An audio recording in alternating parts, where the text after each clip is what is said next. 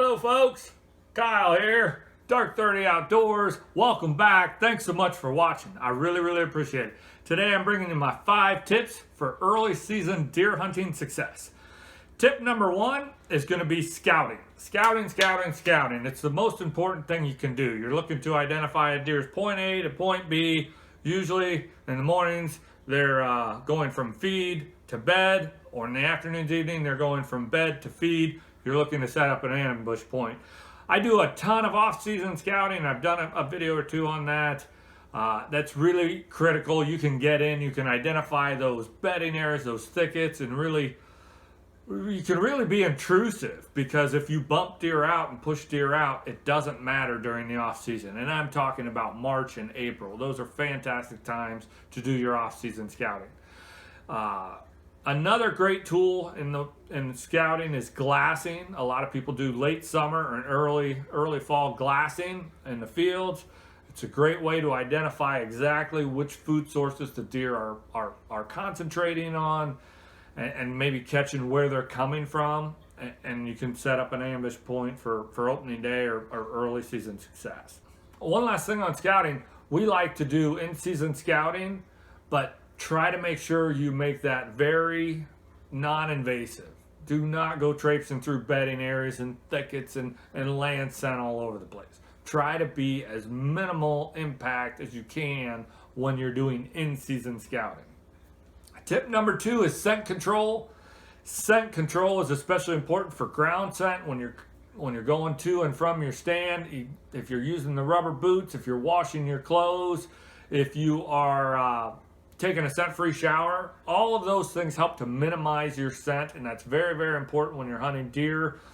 You don't want them to know your comings and your goings. That tips them off, and it often causes them to change their behavior. And when they change their behavior, change their location, that makes it harder for you to put yourself in position to harvest that deer. One last thing I'm going to touch on for scent is wind direction. Always be mindful of it. You know, if the wind is just dead wrong for a setup, it's blowing exactly where you would expect the deer for, don't hunt there. Pick a different spot. You should have multiple spots that you can hunt, whether it's private ground or public ground.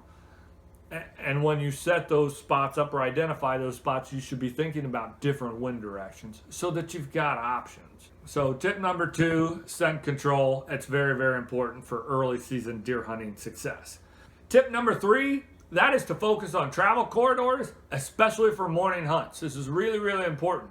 In the pre-dawn darkness, it's easy to bump deer or to blow them out of an area altogether when you're going in. So be cognizant of that. Travel corridors are your best friend for morning hunts. You really want to identify a spot that you can slip into quickly, easily, quietly, and not disturb the area. That's tip number 3, is especially on morning hunts, focus on those travel corridors. Tip number 4, that is to really pay attention to your entry and your exit, okay? It helps if you have multiple ways to get into your setup. Not everybody can do that. You know, if you're hunting a small woodlot and it's on your back 40 and there's, you know, private land surrounding you and they've all said you can't go on their land, it's a straight line from your back doors. You really might be your only way in. If that's the case, that's the case.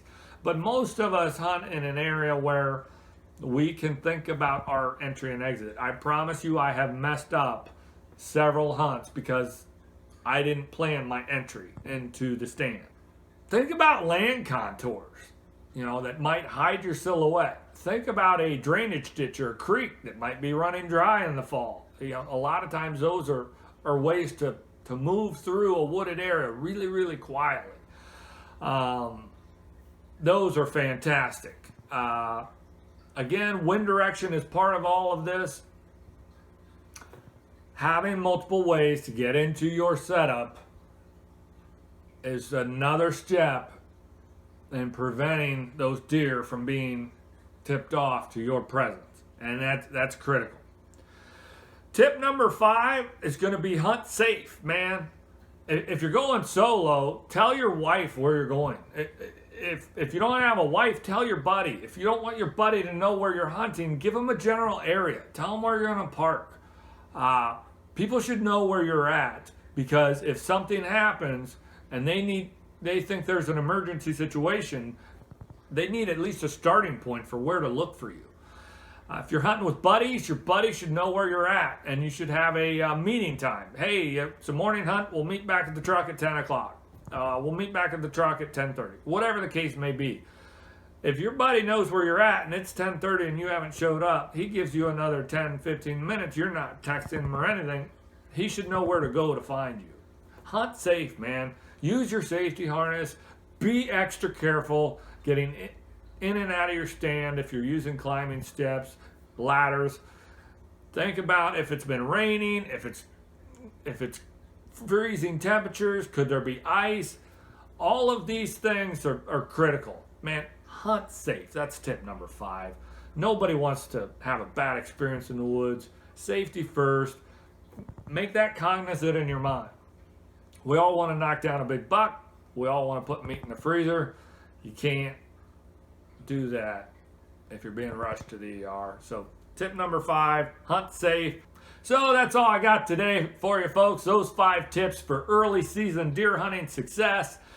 If you like fishing and hunting videos, be sure to subscribe to my channel and look forward to more videos for hunting and fishing coming up on Dark 30 Outdoors. Thanks for watching.